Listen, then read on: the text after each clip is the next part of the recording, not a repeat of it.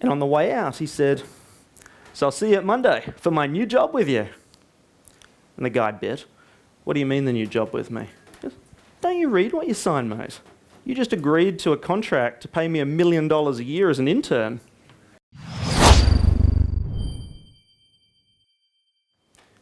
But now let's talk about hard stuff. Disco Dave. Disco Dave was a uni buddy, really wanted to work at Red Bull. Got to submit a CV. Only way you can do it in Australia. So instead of sending in a normal CV, he sent in a big fuck-off cardboard box to the hiring manager. She cut the box open, opened the flaps, and a helium balloon rose up. And on the string was a big picture of Disco Dave. And his name, Disco Dave, below it. And then another sign, "Red Bull gives you wings." And another sign, "I want to work for you. CV's down there." Needless to say, Dave got the job. But my favourite example, and this is a student I worked with called Monty. Monty is now working in one of the big agencies in Manhattan. It's only a few years since he graduated. So, I mean, he's killing it to be doing that. Monty really wanted to work at an alcohol company in Australia. There's no hirings there. There's no opportunity.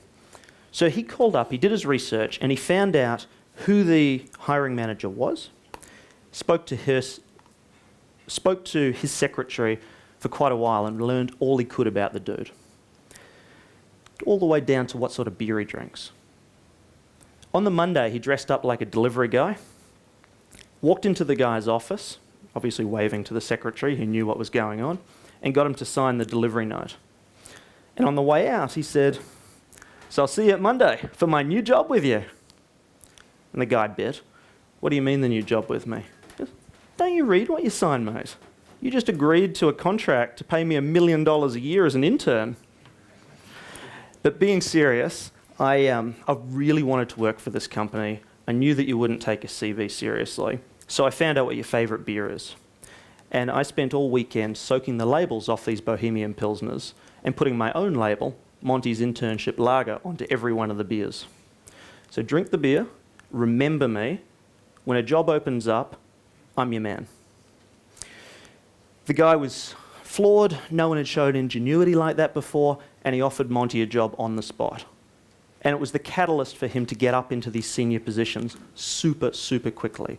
The other guys he's graduated with, God, I taught them all, they were the ones that sat there, that were getting HDs, were wearing the black suits, yes sir, no sir, 3 bags full sir, and they're still fetching coffees and earning 40, 50 grand a year.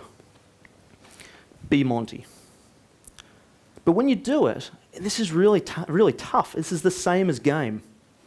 You've got to be yourself with conviction. You've really got to commit to it. There's no going into that hiring manager's office, kind of like, "Hey, sign that, see you for the job." It's not going to work. You've got to fucking own it, and you know this.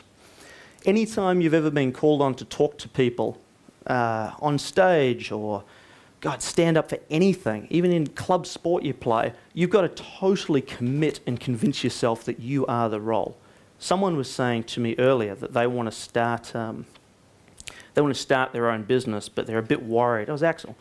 But they were worried that, oh, I don't know if I can do it or not. No, fuck it. Get the job, learn how to do it, be 100% confident that you can. And you will fail the first time. That's the thing about being different and standing out and doing it with conviction, but you will socially calibrate over time. I call it deep end theory. You drop yourself into what you're not sure about, and the more you do it, the more easy it becomes. A very good example is that I'm a shy Kiwi kid who now loves talking in front of people. I used to be shit at it. I dropped myself in the deep end enough times we got there.